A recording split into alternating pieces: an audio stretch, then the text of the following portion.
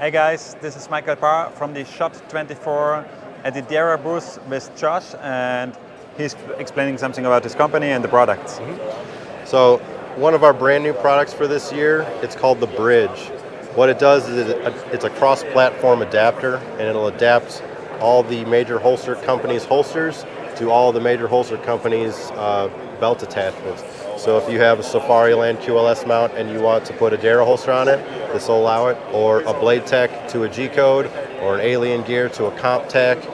This will allow you to go cross-platform with your holster and your belt attachment. So there's no more being stuck in one ecosystem of one company's attachments. Now you can mix and match your favorite holster and your favorite belt attachment.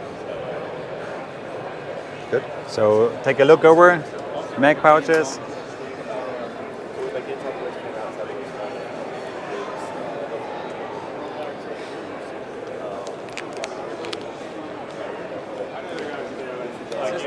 Thank you so much for showing us. Yeah.